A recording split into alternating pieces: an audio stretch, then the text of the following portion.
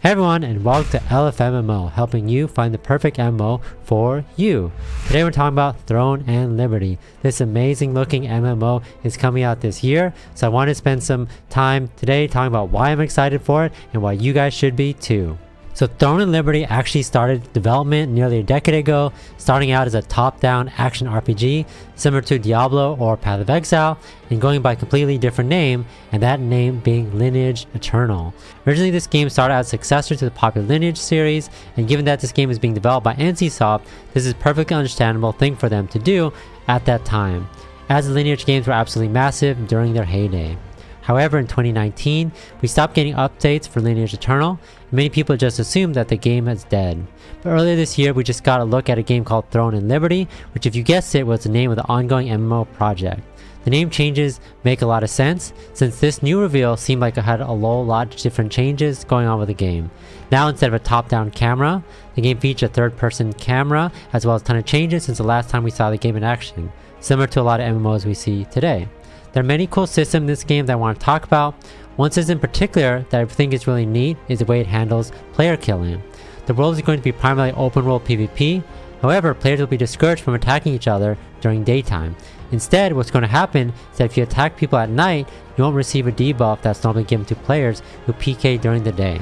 I think it's a really creative way to add some flavor into the world, and it makes a lot of sense because if you think about it, no sane person is going to attempt to take a life of another person in broad daylight. They'd want to wait until night when it's dark and safe to do so. This actually brings me to my next point, the weather and day-night system for Throne and Liberty. There's a lot of creative ways that the outside world will affect you that frankly I don't think I've really seen in other MMOs, let alone in other video games. For example, in this particular windy in the area you're in, wind will actually debuff the range of classes like archers, who normally rely on bows traveling through the air in a predictable way. If you try and cast lightning on a monster during the day, you'll only hit one creature.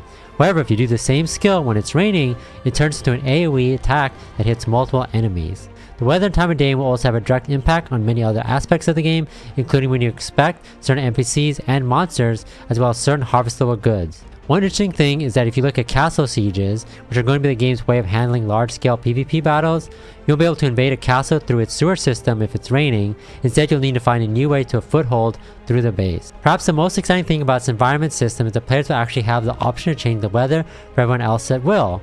It's being said that players will actually gain the ability to summon a solar eclipse or a massive storm for all others once certain conditions are met. This is obviously a very powerful and impactful ability, so I won't be expecting to see players doing this consistently, but it's very cool to know that players are going to be able to have a direct impact on the experience of other players in this way.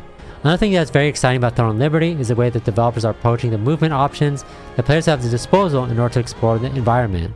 There's going to be a huge focus on travel that makes players feel like they're crossing truly vast distances to get from one place to another, just like in real life. Players will also have multiple ways of getting from point A to B, which obviously includes just running there, but also includes more creative and expressive options such as a grappling hook to climb up a wall, or a mountain just to get there, or vaulting and mantling over small objects that might be in the way. This might sound small, but if you have to remember that moving in games like this is such a common thing that you can be doing in an MMO, having a great movement system really can make a world of a difference. Throne and Liberty is actually set to release later this year, which means that hopefully we can look at more gameplay once it's released in the upcoming months. Personally, I'm looking forward to it. While we don't have an actual ton of gameplay of what to expect, but judging from the interviews we've seen and read from developers, I feel like we're going to have something really unique coming out soon. So, are you guys excited for Throne and Liberty? Do you guys like the decision of switching it from top-down Diablo view to third-person view? I definitely am. Or do you think it hurts the experience as a whole?